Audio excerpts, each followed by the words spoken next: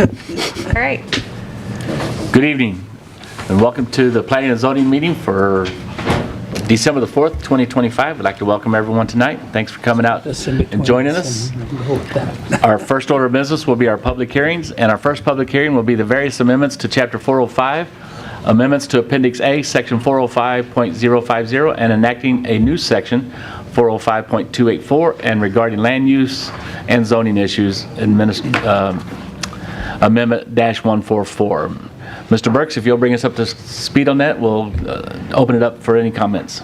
As a preliminary matter for this public hearing, I'd ask that publication notice published in Warren County Record be made part of the record by reference.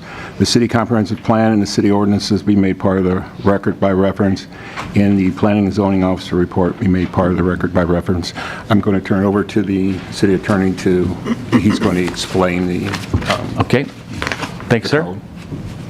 So this ordinance does multiple things. So right now, currently, data centers have no regulations in the city of Warrenton, which is not uncommon, right? They're a relatively new use, or at least on a new scale, and so a lot of cities and counties throughout the region are adopting regulations for the first time. So this ordinance places those uses as a conditional use in the industrial districts, M1 and M2 districts. As I think everyone knows, the conditional use permit means in order to have that use, the property has to be rezoned or zoned M1 or M2, and then a separate conditional use permit must be issued by the city.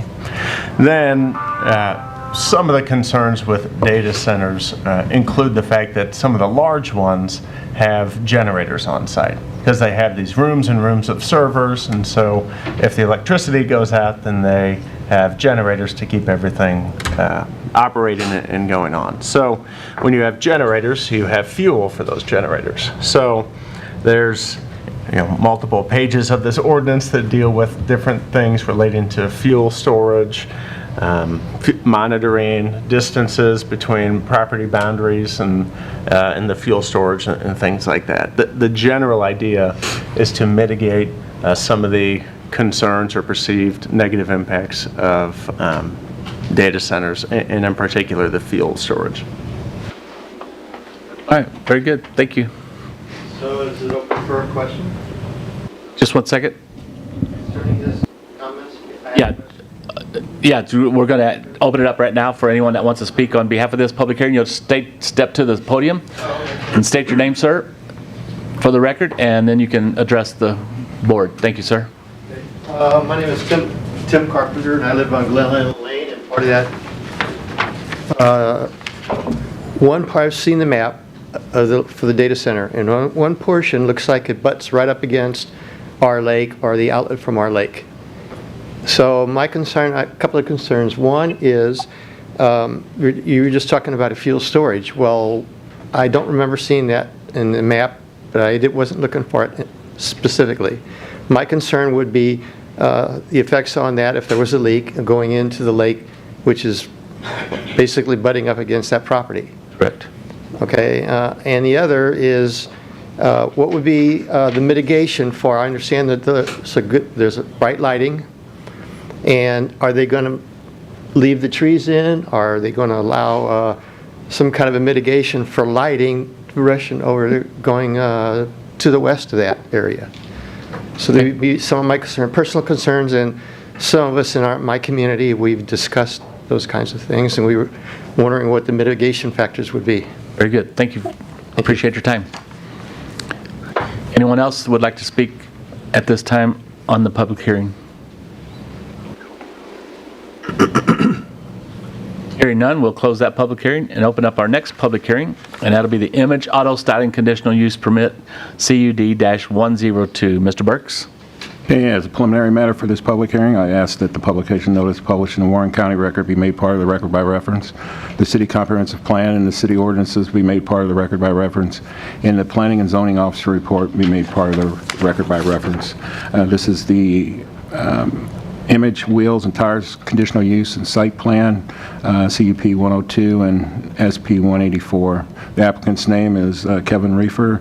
The location is 907 Veterans Memorial Parkway East. It's currently Zone C3 Highway Commercial, and the applicant, Kevin, has submitted an application for conditional use and a site plan approval to establish Image Wheels and Tire Center. It's a 4,160 square foot vehicle service and repair facility. The property was formerly occupied by RCE Commercial Roofing and Lewis Family Shop Garage. Per my report, all conditional use permit and site plan items have been met and are consistent with our current code. The applicant and the engineer, Bart Corman's here tonight that can answer any questions for you. Mr. Corman. Thank you. For the record, Bart Corman with Lewis and Beatty Surveyors and Engineers. Also have Kevin Refuer here as well. Tim explained it pretty well. It's the old Warren County Glass site there. Was Lewis Family Garage, and then a roofing company after that. So doing automotive enhancements and image type stuff, using the same parking spots they've always had. We are upgrading the trees and the shrubs to meet city code there and bring it up to code there. And one thing that you guys might notice is there's one parking spot that's been off there. If you remember back when we did this years ago with Lewis Family Garage, Chick Lumber is aware of it, and as long as they don't need it, there's not a problem. They didn't have a problem before, so just want to bring that to light that that is there. We do know about it, but it's been there for a long time. So anyway, and answer any questions that the public may have later on in the meeting. Sounds good. Thank you, Thank you. Mr. Corman. Is there anybody that would like to speak on behalf of this public hearing? Hearing none, we'll close the public hearings for this evening and open up our regular Planning and Zoning Commission meeting with our minutes from our last meeting.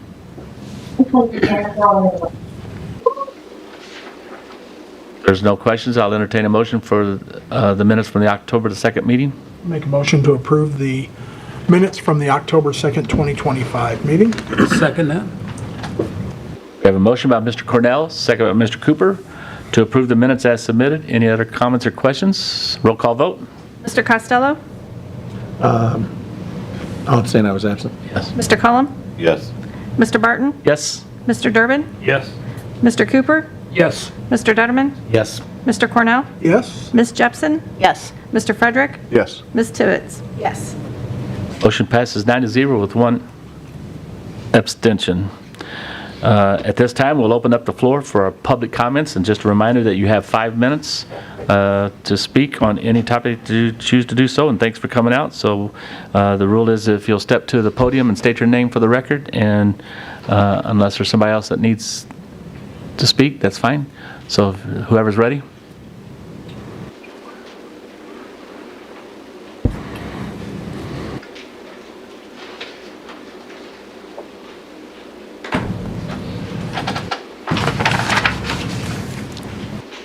Good evening. Roberts, Longhibler, Leo Lane, Warrington. With these ordinances, I guess my question is, will we have a chance to view these ordinances and to publicly discuss them before you put them into place? Is that what will be done at the high school meeting, or will you just make the ordinance and then it goes before the Board of Aldermen and we don't Correct. have a chance to say anything or suggest any changes or? Are you talking about the ordinances For the tonight? data center, or for the zoning of it, yes. That's what the public hearing was for, just then, for anyone to speak on behalf of that. Okay, at so that there'll time. be no other chance to say anything about the ordinances, even at the high school meeting, At the Board of Aldermen meeting, there will be.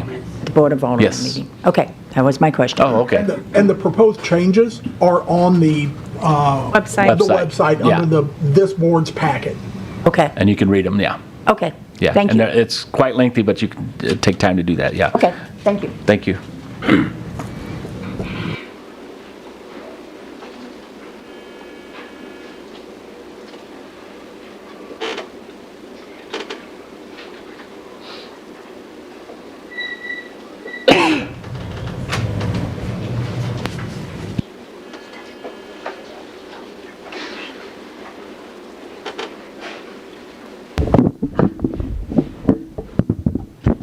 I'm Jess Sutton. I know you guys have seen me several times. This is the first time I've made it up here because, well, we know you had some ADA issues. I have two really short questions that should be able to be answered here, and you're more than welcome to use the remaining of part of my time to answer those. I have a map, and I would like the attorney to show me what property was already in the city on here that allowed that property of the data center to be annexed in. And if you can't answer that here and now, Right. what are you even doing? We're allowing you to have your 5 minutes of public comment. That's all we're going to do at this time. Okay, so you're not going to answer. I said you could use part of my time to answer it. That's fine. I'm not going to Okay. take any additional time. But we've asked this question repeatedly, and it is skirted every single time, so I brought my own map. You literally just have to pick the numbers. I mean, if it was a certain property to the south, which is what was said at the Board of Aldermen meeting, no specifics whatsoever. I've been watching the ones where it actually happened, and it was not even explained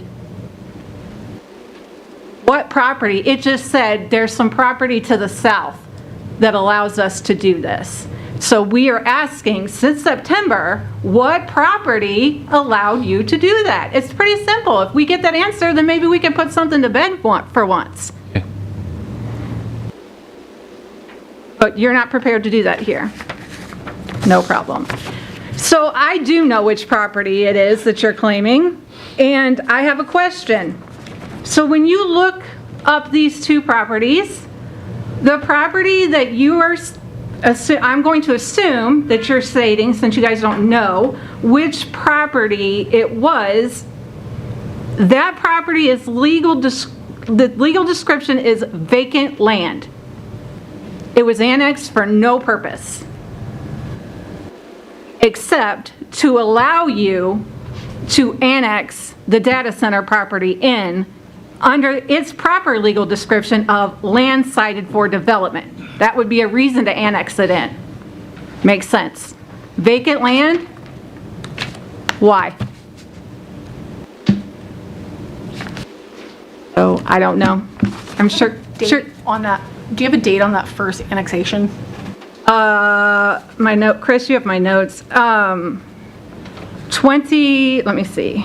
I have it somewhere, but I'll definitely give it to you before I leave. Okay. But I believe it is 2015 or 2014. I've watched so much going back to kind of see, because again, you people have probably never seen me. I live in the county. I have no reason to be here until you start encroaching on our lifestyle. Then I have a reason to be here. I don't want to see you any more than you want to see me. Trust me, I dread it. So maybe timeline on when I'll get that answer on that property, or we're just going to let that go? We'll take your questions into consideration and figure out who can answer that question. That's all I needed you to say. Thank you. Okay.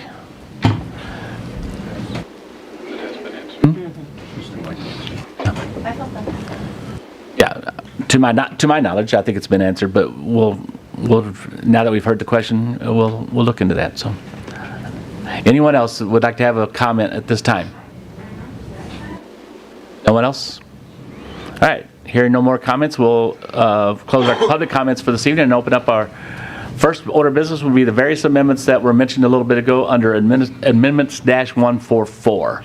So we'll open that up for questions, and I know there's several questions that we have from the commission here at this time. So commission, will open it up to you guys and gals if anybody'd like to have a question.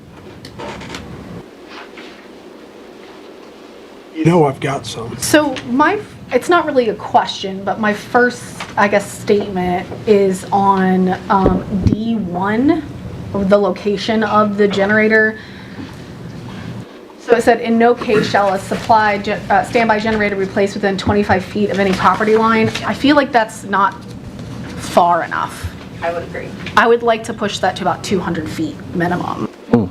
I mean, when you think about how long, like, my backyard is, it's like 30 foot.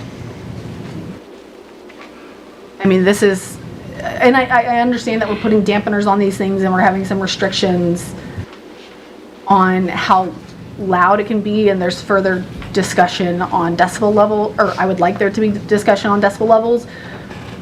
But if we can move it, all it does is add protection for the landowners and for Mr. Carpenter, like he mentioned, for any potential runoff, allowing that to be even further away. Go ahead, Mr. I have a Costello. similar concern. 25 feet is, that's the setback for a residence in a high-density development. So I agree that the setbacks, while there's been, so for your question earlier, ma'am, there's certainly been a lot of conversation and conjecture about specifically what properties might be developed. We, as a commission of planning and zoning commissioners, we have not yet been made aware of a specific plan. So we don't have a site plan or a property. Let's not waste our time with this again, like, If you the don't- whole it's not happening thing, I'm- is that as bad? I'm Ma'am. addressing your, Ma'am, go ahead, Mr. Costello. I'm addressing points you raised Now earlier. you're ready to answer my question. I must be quiet. Yes, that's the process that we have here at this time, that we allowed you to have your minutes to speak, and now Mr. Costello is going to address. Thank you, sir. Go ahead, Mr. Costello. So I'm simply addressing some points you raised earlier. This isn't a back and forth at this point.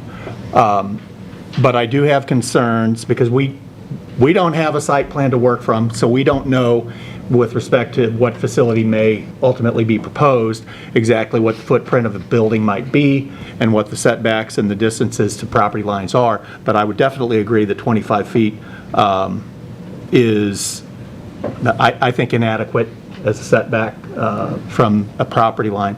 The other thing, and I agree with you on the decibel question, and that was one that I had and it highlighted in the language on the ordinance in section D on point 3, it mentions to minimize visual and auditory impacts, but it doesn't specifically indicate anything with respect to decibels. What kind of decibels a standby generator may create at 25 feet of distance away, what it might be at 100 feet of distance away. But my experience and my time on this commission is when we have vague definitions without specifics, that makes enforcement and that makes conditions much more difficult. And so my request would be that this ordinance put some specific decibel limitations in place, because, generators, they make noise. There's not a way for a combustion engine to operate without, an internal combustion engine to operate without creating noise. So I'd like to see that. I'd also like to ask on paragraph E, point 3 on the routine inspections, it requires that inspections to occur at least quarterly. I think we need to define who is responsible for the inspections and who those are reported to, and who's responsible for the enforcement and verification that those inspections are adequate. So those are the two things that I found in the proposed So, ordinance. are you saying you want city staff to do the inspections? Well, we don't define it.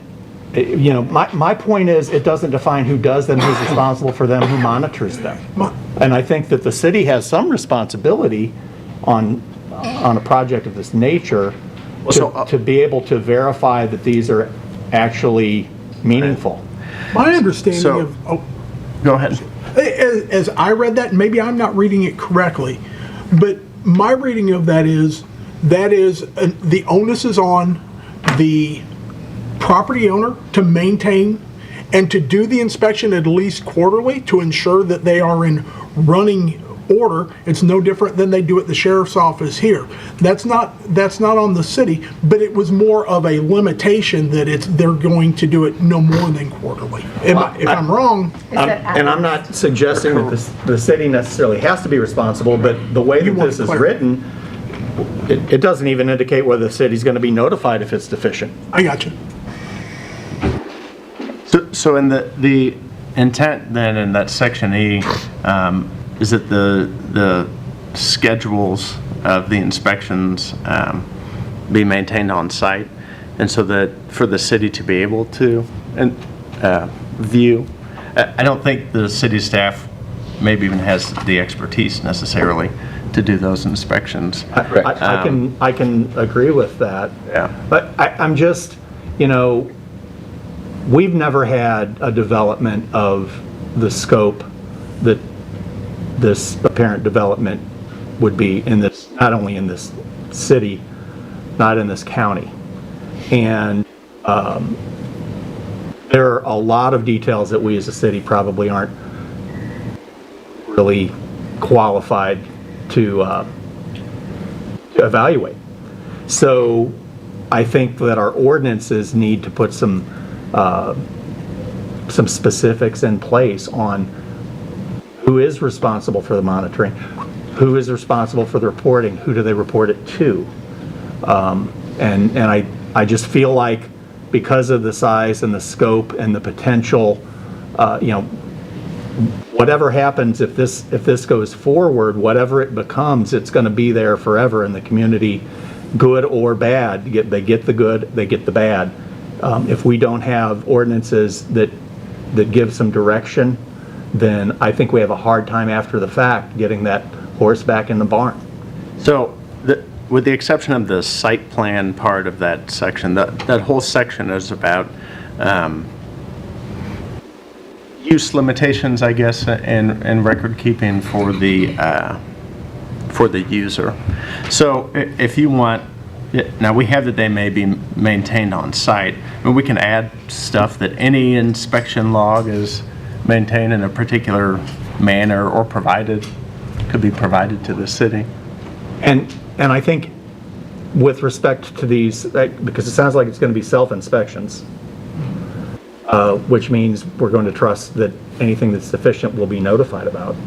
But I certainly think there should be some provision by which if a problem is found, the city needs to be made aware of it and needs to be made aware of what the corrective measures are and that they're properly conducted. And, I would think that any company that needs backup generators wants them to be in good functional operating order, because if they're not at the time they're needed, then, they're basically out of operation. So we can assume they're going to try to make sure that they're running up properly and all of those things. But I think that it's not that hard on the front end here to put those things in the ordinance. And then finally, on paragraph F about emissions, noise, and environmental compliance, standby generators will be equipped with sufficient noise mitigation devices. I think we need to clearly, again, define what is sufficient in terms of noise mitigation. Yeah, I'm just not sure that we know. Then we need to figure it out. I think to ratify this without the ability to measure and spell out what we expect means we can't enforce it. Well, so not necessarily. And part of the deal with noise mitigation, so generally if you have a noise standards or nuisance standards that relate to noise, you're measuring noise from a property boundary. So imposing certain muffling requirements on the actual generator, if you say you must have this, well, that's not necessarily going to be applicable or even helpful in all scenarios. So if there's, floodplain, 1,000 feet of floodplain in the back, well, you may not even need any muffling on generators in the rear of the property, right, because you're so far away. Whereas if you're 25 feet from the side, or 100 feet or whatever it ends up being, then you might need different ones. So that was kind of the thought there of, one, technology changes, and I don't know what exact kind of muffling requirements we could even impose or specify. Now, a decibel type analysis would at least be easier to measure, and then you're leaving the options, a sound wall or heavy vegetation or something. At least you're leaving options available to kind of help provide that sound dampening. Well, I agree with you. I don't think that specifying exactly what method of muffling is put in place is. We can't anticipate how those things might develop and get better over time. But I think the measuring of the decibels and indicating the expectation of what the maximum decibel at distance is important. And even for a floodplain, yeah, the adjoining property may be a floodplain, but it might be a park. So I think if that were the case, we'd still probably want to minimize the off-site noise pollution. Yeah, the only point there being, if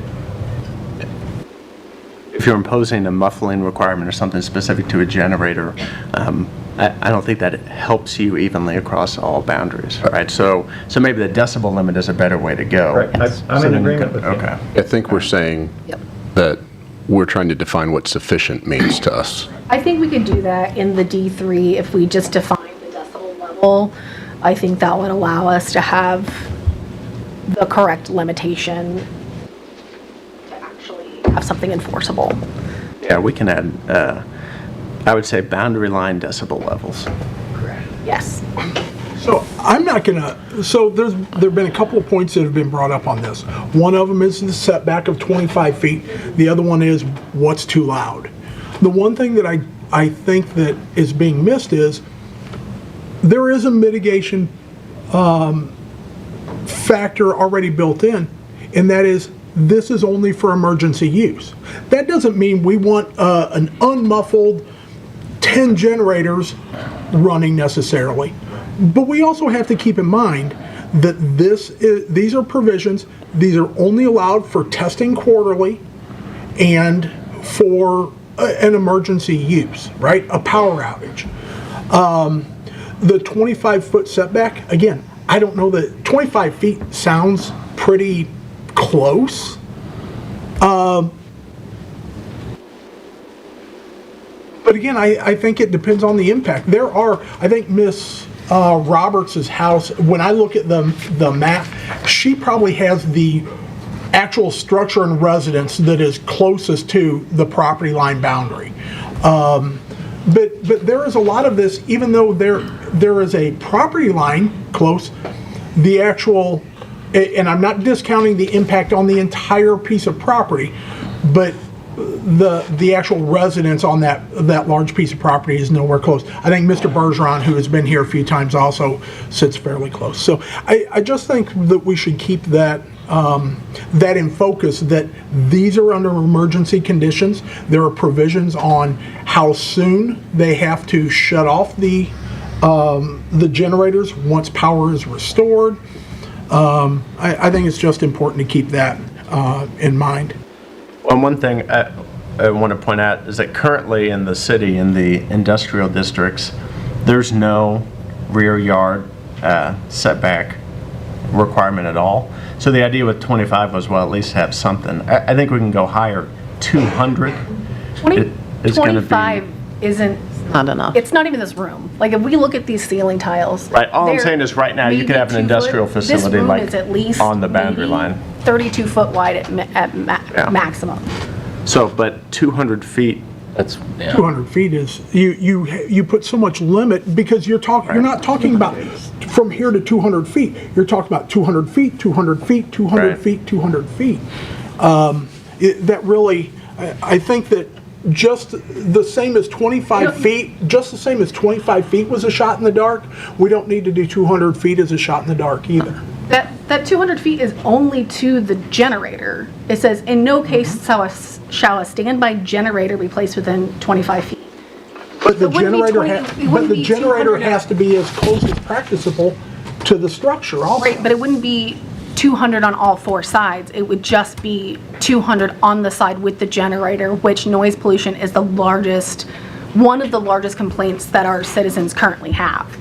So we have to take that serious and make sure that we're creating enough of a buffer so that way in those times of emergency, when they're already also overwhelmed and stressed out, that they're not having to deal with the sound as well.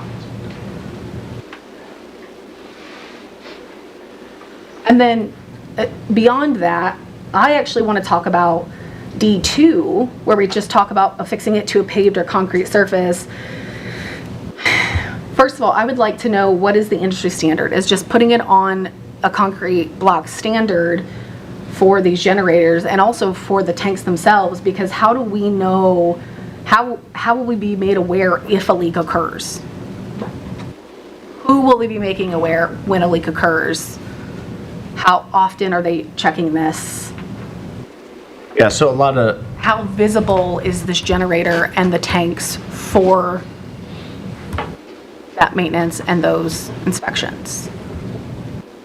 so a lot of fuel type standards and inspections and storage, that's Missouri DNR stuff. So when we talked with the staff, part of the idea was, well, let's not duplicate what DNR already covers, because again, I'm not sure that we're even qualified to test that kind of stuff.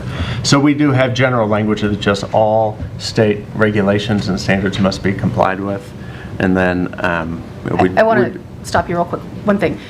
I don't think myself or Scott here, we're talking about the city being held responsible for the testing of the equipment, of the tanks, the generators, or any of the maintenance. I think we're talking about who this information is reported to, so that when and if something occurs, we are aware and we can make our citizens aware. We can mitigate that and not allow things to get shoved under the rug by a corporation whose their ultimate thing is the bottom dollar, not the people who live in this community. Right, and so, like DNR, and so they're the entities that deal with hazardous cleanups, basically. So if there's a leak, it would be DNR. And so then that's why, in here, we have that they must comply, that the applicant or the user would have to comply with all state regulations. And so, I mean, we could be notified, but it's going to be DNR or even EPA, I guess, if it's bad enough to deal with that kind of stuff. So I would, on E3, I would also just, where we were talking about who was doing the inspections, which was also a concern of mine, we have shall occur at least quarterly. So do we want to say, not at least, but, I mean, do we want a time frame on there of how often it needs to be inspected?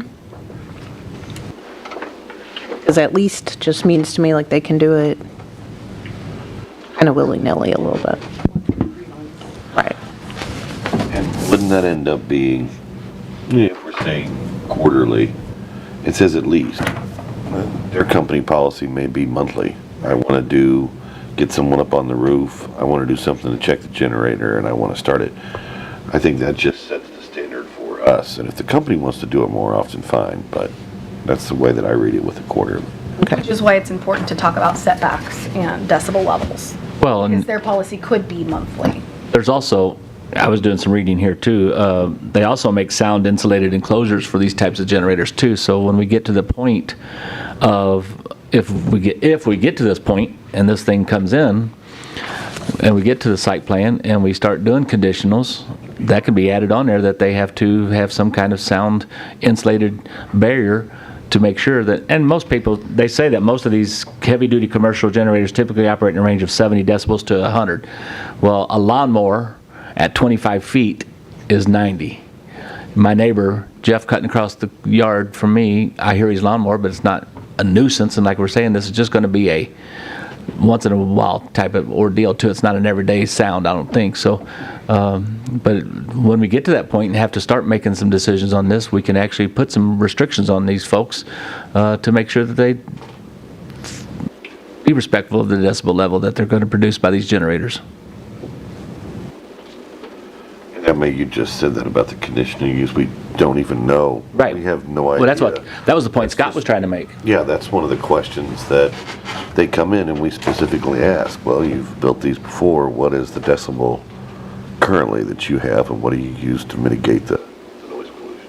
Yeah, and I mean, Mr. Costello was actually addressing that a while ago, that nothing has been brought to us. Right. As far as that goes. We don't know, and I know there's, thinking out there that that we think we know things, but we're telling the truth. We don't. I haven't seen anything. But we'll address it when it comes in front of us, and that's something that we can address. But I agree, if you want to put but I don't think 200 is the answer. If 25 is not the answer, I mean, but again, that's something that we can address at that point too, a little bit more with teeth when we put restrictions on these things, correct? As part of the conditional use permit? Yeah. Is it? Yes. Yes. Yeah. And for a little bit of clarification on, on the setback and your suggestion on 200 feet, my math's right, an acre is roughly 43,000 square feet, which is ballpark 200 feet square, 200 feet by 200 feet.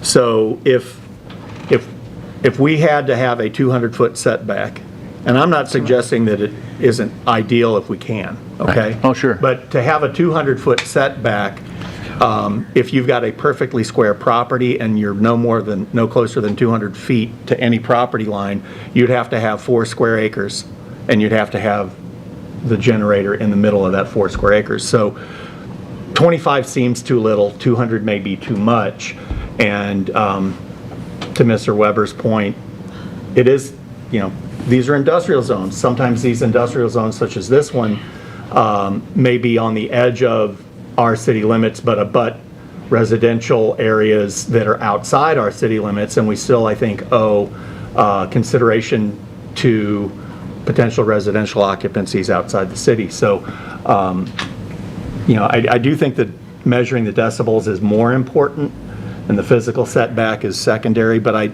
I do also feel like 25 feet is awfully close. I mean, Mr. Weber, that's barely more than the distance from you to me.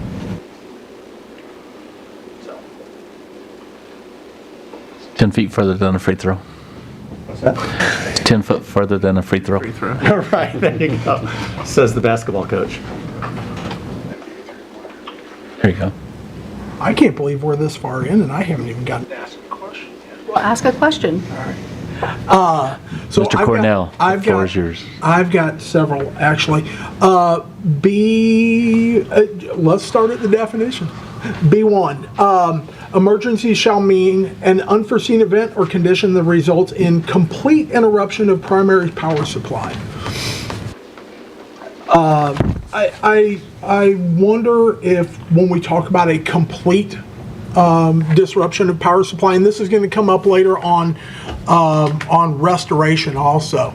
I believe that especially a facility that is going to be drawing this much power, what happens when we have a power outage and they're able to restore a portion of this, right? I've got you enough that you can run your lights, but not enough to run your computers, right? I'm wondering if, in this case, an emergency may be something other than a complete power disruption. That there may be other times where they've got partial restoration of the power, but they still need to supplement that with the generators. And I don't know how you limit or monitor that, but that was one of the things that jumped out at me. Yeah, the idea there was to limit the amount of times that generators would actually be used. So, Yep. And I agree with that. I just, and again, part of this isn't to make it more lax for the property owner, but to set the expectation, right, of what it's going to take in the case of an emergency for them to still operate, and for the landowners around it to have the expectation of what that might be.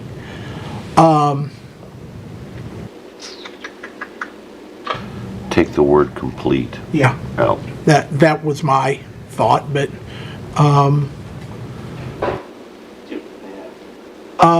then under use testing and maintenance, there was a provision shall not run more than no one generator should run more than 30 minutes continuously. I'm curious about, certainly there should be some limits.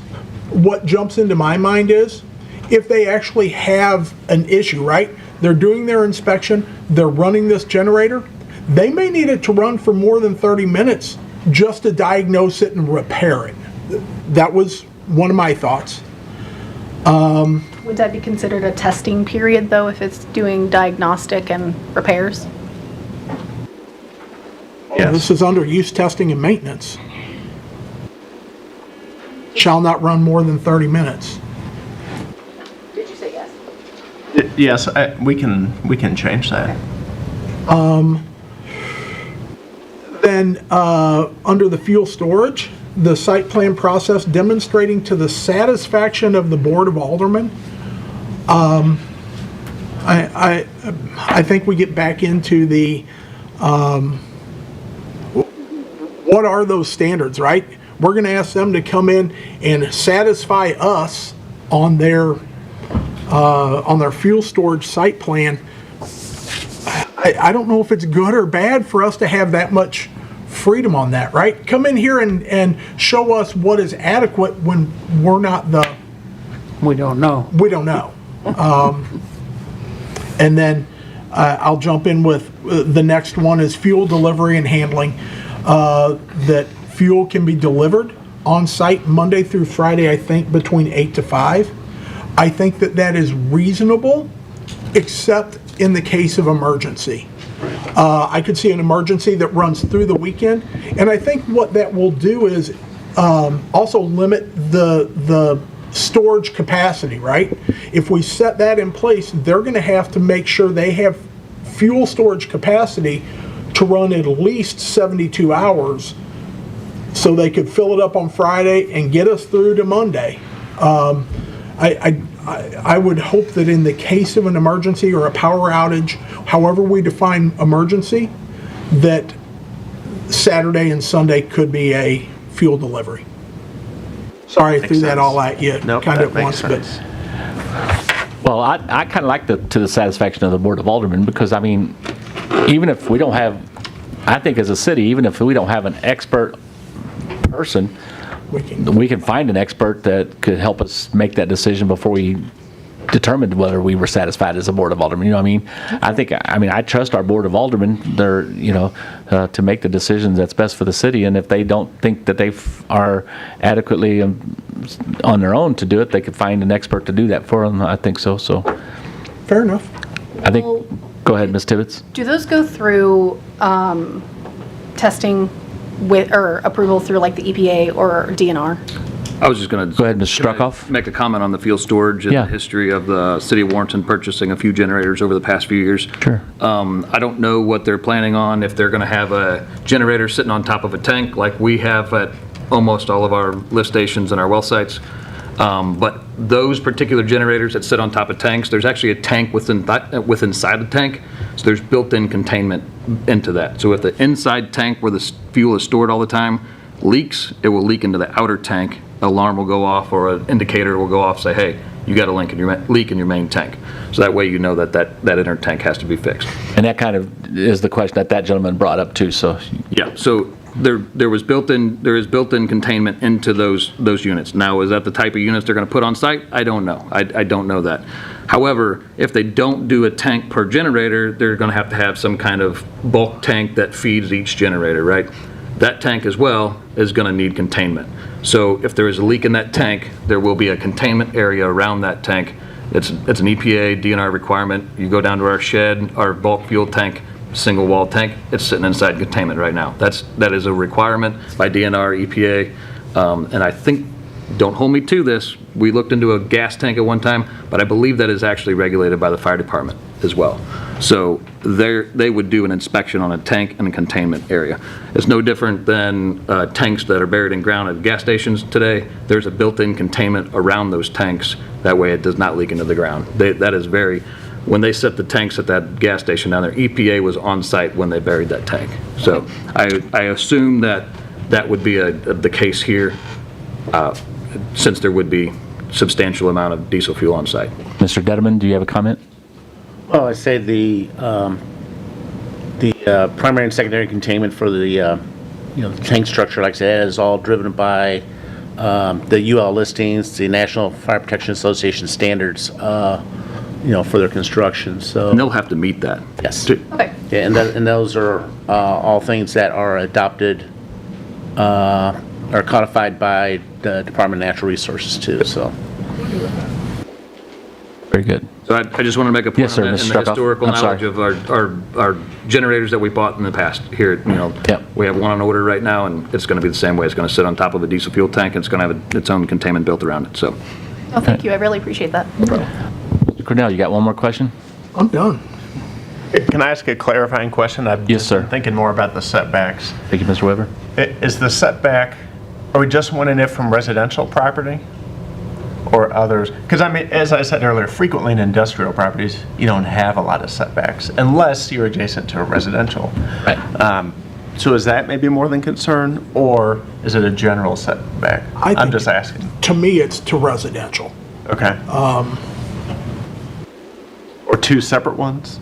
Smaller for industrial, higher for I think the residential? issue with the project that we're discussing this about today is that it doesn't, most of the property lines that adjoin it are not part of the city. So if we say that it's residential, to Mr. Costello's point before, we still can be good neighbors and say, hey, even though it's not butting up next to a city residential zone, we know that there's residential property next to this.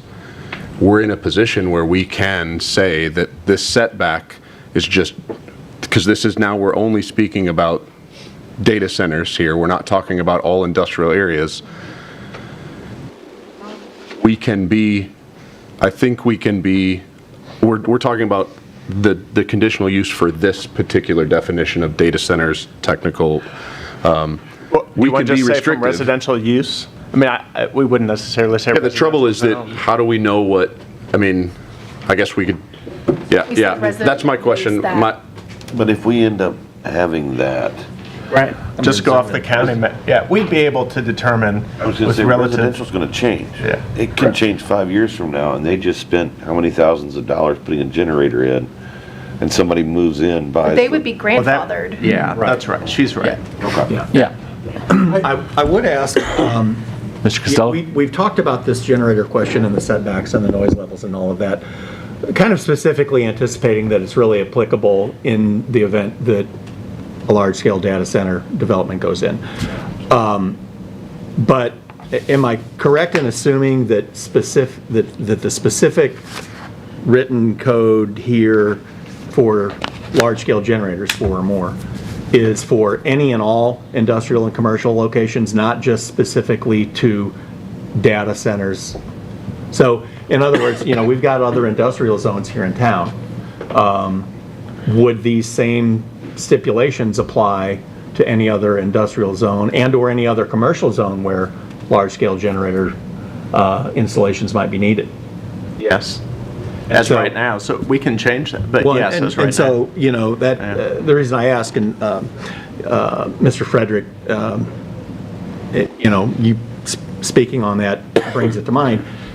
I do think the setbacks are a little less important if we've got an industrial park where you've got 10 industrial occupants and, we're all there making noise, making what we make, manufacturing things, whatever. I don't know that it's as important to have a 200-foot setback from my neighbor as it is if we're talking about residences. And I'm not just, I do think that the setbacks should not only be larger and the decibel limitations be more restrictive near residential zones. I think in general commercial areas, it's probably important to be more restrictive as well, because general commercial could be office occupancies, it could be other types of businesses where noise is truly a nuisance compared to industrial zones where we all expect and anticipate that manufacturing and industry does create noise. So like a 3-tiered structure, kind of shorter setback for industrial, medium setback for commercial. Right. Or when adjacent, Right, yeah, when adjacent to commercial. when you're adjacent to. And then higher when you're adjacent, or highest when you're adjacent to residential. Right. I mean, I think that's the most. Yes. I think so. Attractive way to handle that. All right. And I do think, I don't know how to get to it, but I do think the best route to go here is, yeah, you're going to have some setback, whatever that is. Ultimately, it's what's the decibel level at the property line. That's where the rubber is going to meet the road here. I don't care if you're 25 feet away if I can't hear it, but if you're 100 feet away and I can clearly hear it, yeah, then I think the decibels are going to be the best measure. I just don't know what the appropriate measurement is. Yeah, so I guess a couple more thoughts about decibels. we might want to do a multi-tiered structure for decibels too. I mean, maybe we don't care if it's 75 at the property line for an industrial building, but next to your house, that would be a little louder. So maybe we should do that too. Now, a lot of cities, I don't think Warrenton does, but a lot of cities do have tiered structures for measuring noise, and it's usually over a time frame. Right. Because a flock of geese can go by and be 70 decibels. Right. So usually measured over a time period, and then so we can just adopt something like that over a certain time period. Your A-weighted decibel range, can't exceed 60 at residential, 70, whatever. So. Yeah, I like that. Okay. All right. And we gave Mr. Weber a lot of homework. Oh, that's all right. That's good. So at this time, because we can approve it with the additions that we're making tonight, and then they can have that done before the Board of Aldermen, correct? Yes. So we'll need an entertain a motion at this time, correct? So at this time, I will beg of someone to, go ahead, Sorry, sir. Mr. Barton, it might be helpful for me if I can find out what there's general buy-in from everyone, because I know some people had specific ideas, but I don't know if there's general buy-in. So I think there is on the tiered setback. So just to get more specificity, I think I'm hearing that 200 feet for residential when adjacent to residential, but maybe we're okay with 25 for industrial, and then when adjacent to commercial, it's like a 50, 75? I think 50 is fair. What, 50 is fair. and what were you saying for residential? 200? I'm not on board with 200 for residential. Okay. That's probably just me, so. That's too far, you mean? Yeah, that's too far. Yeah. So, well, what's everyone else's thoughts, I But we do have to create guess? these for everything that's within this ordinance, or That's this a- zone, not just this particular Don't respond to her. Don't respond. I'm thinking Close of, time. and again, no, when these comes in front of us, we can always put restrictions on things too. And it could be, it could also be it's 100-foot setback unless the decibels are Right. such and such, right? Yeah, I'm just not sure you're going to know the decibels at the Right. site plan stage. I understand, yeah. And quite honestly, I think a lot of this, we're kind of shooting an arrow off into space because we don't know what's going to be put in front of us. And I'm not suggesting that we should craft this to this project, right? But I think that we haven't even gotten into what is the industry standard for these generators? What's the industry standard for setbacks? We're spending a lot of energy and time on something that we don't even. Well, I can tell you, these would be quite large setbacks. The 200 feet would be quite large for generators. Yeah, that's 200. And I'm not saying it's wrong. I'm Right. just saying- And, again, data centers of big data centers are kind of a new use, and so Yeah. perhaps the old standards aren't applying anymore, but 200, 200 a lot. is huge. Like we said, that could be a 4 square acre. And again, we're talking about generators that are going to be used sparingly, correctly. Right. So I would hate to put a 200 time and make that a determining factor of, I mean, So what would you say? I'd say go 25, 50, and 100. I can get on board with that. Mr. Kello's thinking though. Well, we have heard reports and vague rumors about one particular proposed project and what property it may or may not go on. And my understanding, at least in the case of the one that everyone continues to talk about, is that it's extremely large parcel. Right. And so I would think a 200-foot setback in that instance would be easily met. Yeah. Because the facility building is, my guess, going to be somewhat central on a piece of property. You're going to have an ingress egress road. I mean, think of Certainty. If they have backup generators, for them to have a backup generator 200 foot from a property line is easy. They would have no trouble satisfying that. Now, to my knowledge, they don't have an adjoining property owner that has a residence there, and if they do, there's probably 200 feet from the property line to where the residence itself is. But, you know, it's always arbitrary when, you know, we don't know what standards are, so we're arbitrarily kind of choosing some numbers. I think erring, since we're, Side of precaution? this is first going to be applied, in Yeah. all likelihood, this is first going to be applied specifically to this proposed data center that we keep hearing about. And I am not uncomfortable with it being a 200-foot setback in that instance, because we can always adjust it later if we find that that limitation is prohibitive for other developments that aren't large, giant data centers, but that might be an employer that, you know, truly employs real community residents in person at the facility. Right. Which this one might be. And that has a lot of community benefit, but in the absence of a generator and the inability to get it less than 200 feet from the property line, the deal can't happen. Right. You know, we can look at that as time goes on. That's an assumption that this developer would come in and put the building in the middle of the property, or do they put it off to the side because they have plans in the future for additional structures? City of Abilene has a parcel that has 8 buildings on it. That's a data center. The city of Altoona has one that has 15 buildings on it. And my point You either know- way oh, is sorry. that we have these setbacks for protection for the community members. Absolutely. We don't have some real serious setbacks. First of all, the standards, I understand standards, but we can make new ones. We don't have to do it just because other people are doing it. We Well, can make them. And that's a good segue, that's one benefit of having this as a conditional use permit too. Right. Is if you say, well, maybe we do X number as the setback, but in this circumstance, there's actually 10 homes that are within 30 feet, and so we'd want the setback on that boundary to be 300 feet or Right. whatever. That's fantastic, yeah.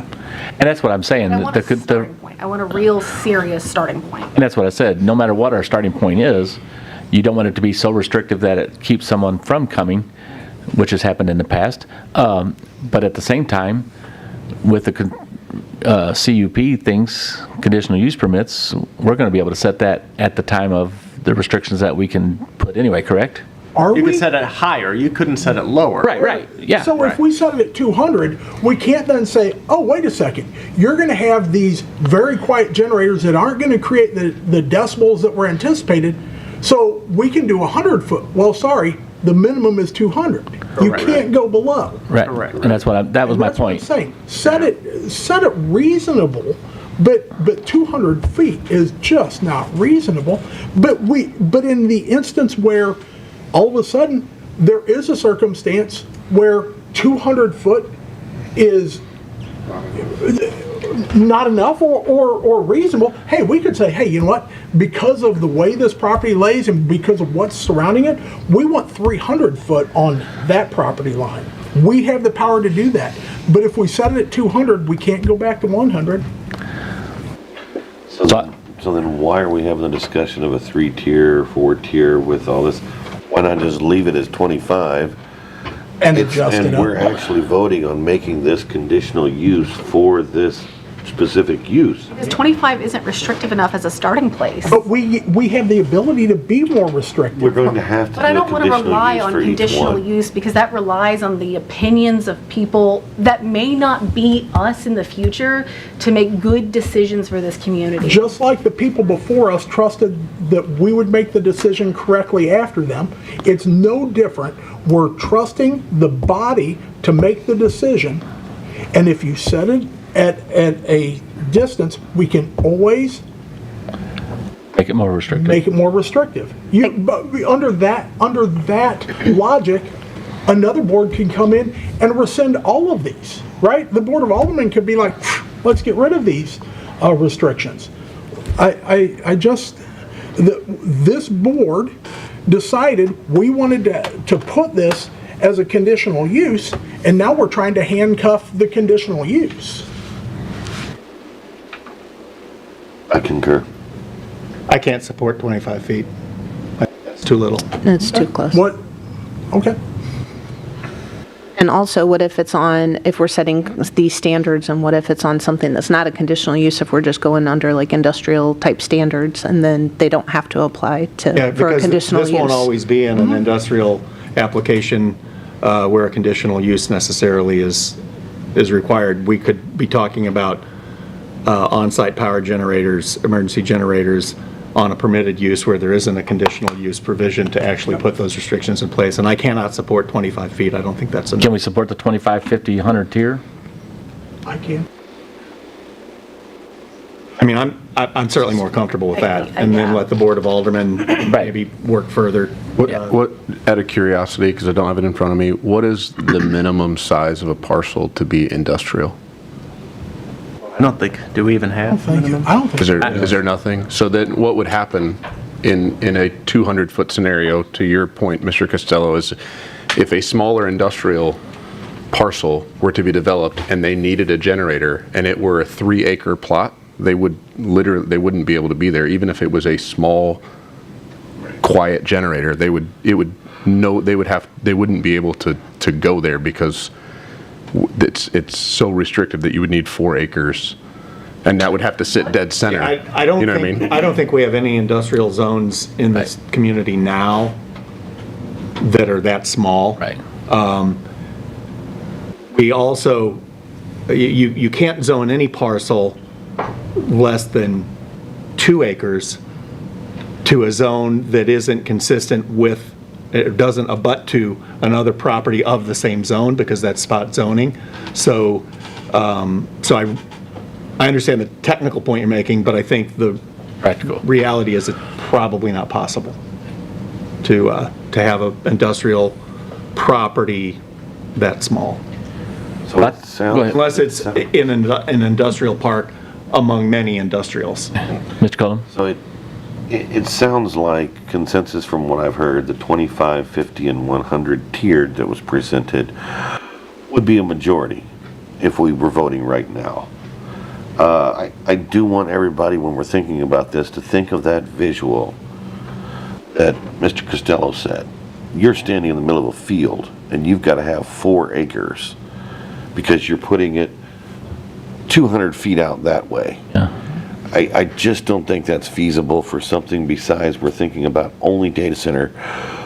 But to his point too, we have to think of other things besides just this one thing. We're getting a little tunnel vision on this.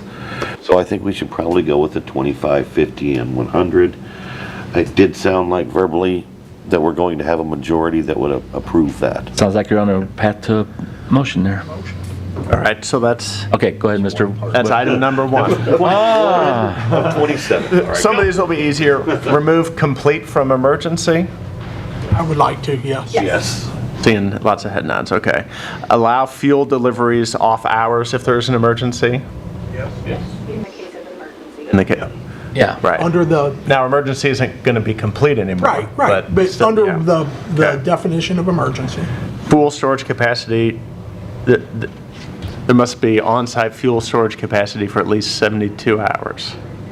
No, Is that what you were no, saying? no, I was saying if we didn't allow it on the weekends, got they you. would have to be 72 hours, so that the weekend delivery would. That one, when we keep talking about emergency, we need to think about true emergencies. Yeah, Not it's- just somebody's cut and dry. I mean, because of the fuel being delivered. Who declares it's an emergency? Well, gets to decide if the it's an emergency? definition does. Well, that's, I'm saying. that's for one like nice the- thing about the complete, you have no power, that's easy Right. to determine. If you have Right. I'm absolutely just no saying power. that for the gas delivery. If you've been through a hurricane and you're trying to get Right. gasoline in, I've been in that situation. And you will take that gas at any time if it's coming in by truck and you get some. Or The bucket. fuel deliveries would be the complete emergency scenario, is what you're saying, allowing them off hours. Okay. Okay. No, that's fine. What about the time limit for operation of generators? I'm good with 8 to 5. The only, No, sorry. It's currently limited to 30 minutes, and I would like to have it just a little bit longer. Again, I'm just thinking about when you're trying to diagnose something, that how do you diagnose something if you can't run it for an hour or 2 hours maybe? And And that's one, Can we say that's one something like- scenario. And- Except in the case of repair and maintenance. Well, yeah, so for repair, to meet the definition of a large-scale generator installation, we're talking, it has to be four total generators. Right.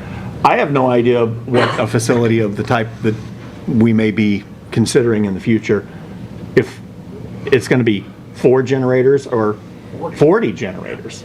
And so if our quarterly testing day, we have to run each of them for a half hour, are we running them in succession? Because that would be obnoxious to a neighbor, right? You're saying 40 half-hour Because you're looking at 20 hours of continuous operation, or are we running them all concurrently? I mean, I don't know the answers. I'm just, we're trying to anticipate Yeah. Well, all these different things. But I or think your if a point is generator right. If there's a if it- generator broken, if it it- has to be yeah. repaired, and it might have to run for 6 hours. Yeah. Well, and when you're talking about the quarterly test, right? It says a generator has to be tested quarterly. It doesn't mean they all have to be tested on the same day. Right. Right? They could say, hey, I've got 30 of them. I'm going to run one a day. So I think it's good to maybe refine how much testing time Total. can be done, because maybe 4 is more than you would ever need for a facility of the size and scope that we think we might be looking at. But it might be nowhere close to how many we need. And that's my concern, is how many 30-hour test runs are we looking at in a short period of time? So The easiest, sorry, go ahead. I was going to say, it seems like the easiest then would be to put a maximum usage in total for the property per day if they're going to test, I right? was going to say, like an 8 to 5, only be tested during 8 to 5? It already says they can only be Yeah. tested 8 to 5, right? Can we So I'm do just a saying monthly that, limit of not more than like Yeah. 12 Let's just say hours a 5 month or, Well, I don't know that you want to, but what if there is a, like, but in the if they case come of in and have testing, 40 like, generators? can we use the language, in the case of testing, I think the repair generators cannot be ran circumstance, for more than 12? yeah, the repair circumstance to me is very different than the Than the testing. monitoring. Right. I think that repairs need to be defined differently than testing.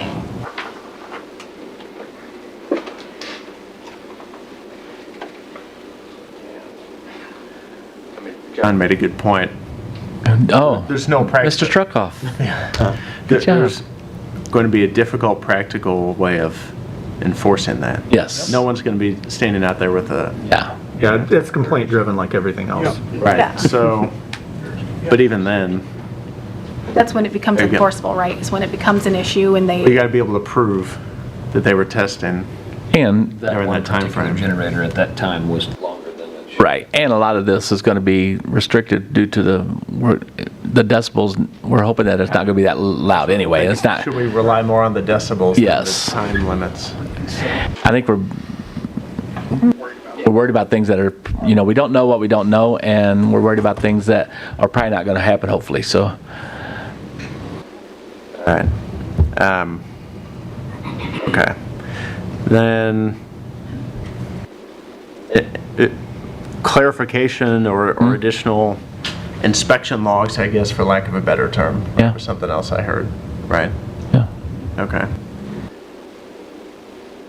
And I know there were some comments about things being done to the satisfaction of the Board of Aldermen, but other than the things I'd mentioned, is there any other change that a majority of the commission talked about that maybe I've missed? No. did we set a decibel level? Because I know that was talked about. Well, so yeah, I'm sorry if I did not mention that. So a multi-tiered structure for decibel levels, I don't feel comfortable right now, though, setting, What the 50, decibel levels are. 70, and 80 or whatever.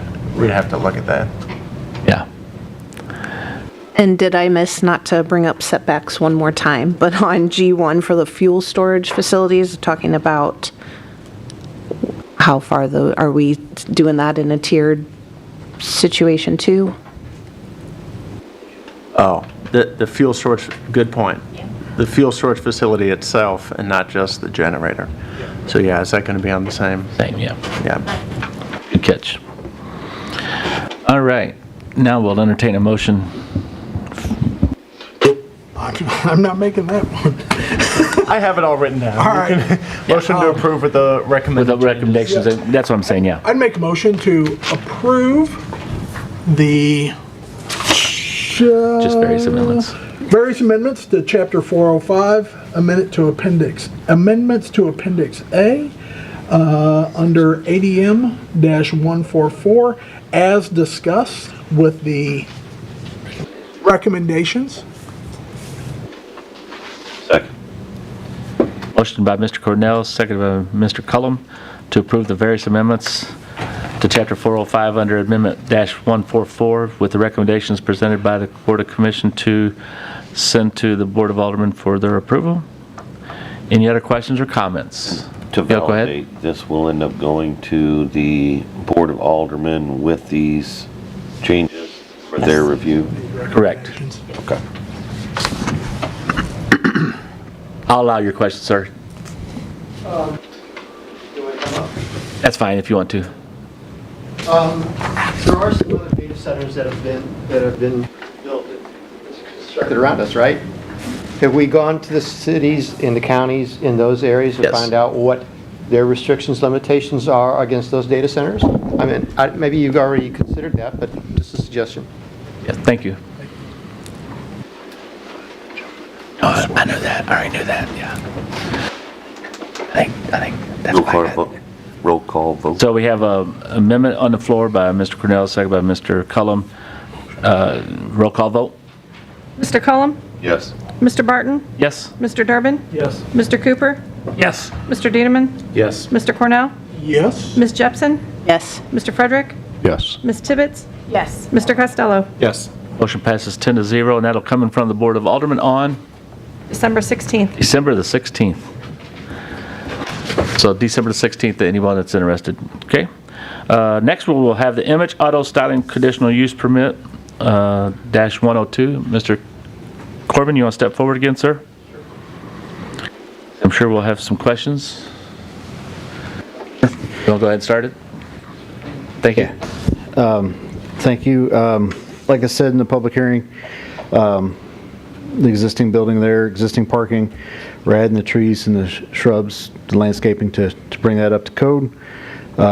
It'll be basically auto wheel, an accessory shop, so it's not like a major repair shop. It's more make it style your vehicle a little nicer, I guess is the best way to do it. But it falls under the auto repair category for the conditional use, and that's why we're here. Is the owner here? Yep. Yeah, Kevin here is here. Come on, step up and state your name, sir. Kevin Rapier? Kevin Napier? Rapier? Rapier? Yes, sir. Sir, your business, the way Mr. Corman described it, this is more customization, alterations to... So I have another shop in Lake St. Louis where we do a lot of crazy stuff. This one up here, we're gonna do more kind of wheels, tires, accessories like bed covers, mud flaps, fender flares. We'll have side-by-side accessories and parts there as well, just kind of in and out fast stuff. No disassembly, we're not going to have No, body we're- shop fenders off, that kind of No. thing? No, Okay. I want, my other shop, we do a lot of like full high-end crazy builds. This one, I want people in and out in one day. I don't want to mess. We want to make the building look nicer. I want it to be appealing from the road. I want to change the front. Like, showroom's going to be amazing. Like, I want people to drive by and want to come in there. Sure. And that building's big enough for you to, the work will be all done inside. Yes.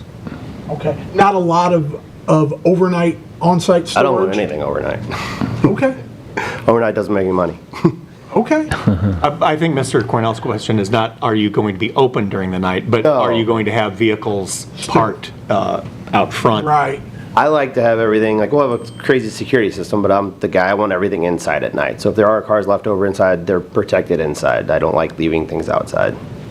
Especially I don't know the area either, so it just cleaner that way. Yeah. Yeah, I just want to bring that out here because there's nothing out here like that, you know? You can't, Yeah. We're excited. you know? Yeah. I'm excited. Yeah. I got some cars for you to look at. Yeah. We do some fun stuff, that's yeah. for sure. And there's enough parking there, Bart, and I'm sure you'd already addressed all that, so. Yeah, actually, it's 2 spaces over the minimum, but I know This board has always asked for more parking, whether it's auto repair or multifamily. So fortunately, we do have that. And there are some areas that the park that's not even designated, so there could be a couple more put on there if needed be. All right. I'd like to make a motion to approve the image auto styling conditional use as displayed and discussed. Second. Have a motion by Mr. Cullum, second by Mr. Frederick, to approve the Image Auto Styling Conditional Use Permit -102. Any questions or comments at this time? Yes? I'm sorry, sir. Who was the first and second? Cullum and Frederick. Frederick. Okay, thank you. Thank you. There is, Yes, question, go ahead. there is a site plan that's combined with that report, too. But we'll vote on that after we do the conditional use. Correct. I just wanted to know. Yeah. And my question is that there's no other further questions on this amendment, so there's no restrictions or things that anyone wanted to add to this at this conditional use time, correct? I will propose it because he said it's not an issue. I would say no overnight outdoor storage of vehicles on The site. only time I would say if there is, like if say a customer at night drops a car off at Yeah, night, I don't want to limit that then. that's the only thing. Like, I kind of have the same thing at my shop now. Like, I don't leave cars outside at night, but if a customer drops a I car should say off this at kind night, of, this Yeah, kind of, yeah. I'm good with it. Okay, that would be it. okay. All right, Thank you. no further questions, we'll take a roll call vote. Mr. Burton? Yes? Mr. Durbin? Yes. Mr. Cooper? Yes. Mr. Detterman? Yes. Mr. Cornell? Yes. Ms. Jepson? Yes. Mr. Frederick? Yes. Ms. Tibbetts? Yes. Mr. Costello? Yes. Mr. Cullum? Yes. Motion passes 10-0. That'll come in front of the board December 16th, and next we'll have the Image Auto Styling Site Plan, which we were just looking at there on the screen. Site Plan -184. Any questions or comments that we haven't had answered so far? When do you hope to open? See you next week. February or March at Okay. the latest. So. Okay. You mentioned changing the outside. What is your vision for that? So there's one bay door in the front now. I want to add two more, so I want 3 glass doors from the front, so you have that image. And on the bottom of the building to where the front windows are, the front, I want to do like a brick or a stone on the bottom of that, just to make it more appealing outside. Can I ask, and I don't think this is necessarily pertinent to your approval, are you the property owner? Yes. Thank you. I'd make a motion to approve the site plan as submitted. I'll second it. Motion by Mr. Cornell, second by Mr. Durbin, to approve the Image Auto Styling Site Plan -184. Any other questions or comments? Roll call vote. Mr. Durbin? Yes. Mr. Cooper? Yes. Mr. Detterman? Yes. Mr. Cornell? Yes. Ms. Jepson? Yes. Mr. Frederick? Yes. Ms. Tibbetts? Yes. And Mr. Costello? Yes. Mr. Cullum? Yes. Mr. Burton? Yes, motion passes 10-0, and that'll come in front of the board on December 16th, and hopefully welcome to the community. Yeah. Thank you. We're excited. Appreciate it. Thanks, Mark. All right, next order of business will be to change our January the 1st, 2026 Planning and Zoning meeting to January the 8th, 2026 at the Warrenton High School Commons. Reasoning for the Warrenton High School comments? Just more space. Just planning ahead of time in case there's a, and plus it was a request by our community to do so, Yeah. to my knowledge. Question, this doesn't have anything to do with the vote. Are we going to be able to record that meeting? Because, yep. Yep. It will be Zoom, it will be live on Zoom like normal and recorded, yes. Awesome. Now, my only concern, just to throw it out there, is that is also the school board meeting night as well. Okay, not there though. It won't be there. So, well, it's not a problem for me. I mean, I'll make a decision on one way or the other. If they have a quorum, then I won't, that's not a big deal. I'm just saying though, if that would throw a wrench in anybody's plans there, that's the second Thursday is always, Well, the first Thursday is January 1st. And I don't have plans. What's going on? Sorry. Well, hang on, wait. Mr. Frederick, he just invited me, so okay. No, I'm just teasing. All right, so yeah, I understood what the whole deal was. So any other questions regarding that? Entertain a motion? Well, not necessarily, just informative to let you all know that that's what's going on. That's what's happening. I'll make a motion to move the January 1st. All right, so the meeting change to January 1st is now, just for the community's sake, we will be changing next month's meeting from January the 1st, which is the first Thursday, to the second Thursday. It will still be at 6 o'clock, correct? At the Warrenton High School Commons. Look forward to seeing as many community members as possible there. And at this time, we'll close the meeting and turn it over to Mr. Burks. We will have an item on the agenda for... Huh? We will have an item on the agenda for... Okay, for January? Okay, and then, is that all you got? That's For all the I good of the have. group? All right. Anybody else have anything for the good of the group? Did I understand now the school board will be meeting on January 1st? No. No. I don't go there. Anybody else have anything for the good of the group? Entertain a motion to adjourn? Mr. Frederick, second by Me. everybody. Mr. Cornell, thanks for coming out. Appreciate everybody coming out tonight and for the concerns. Have a great night.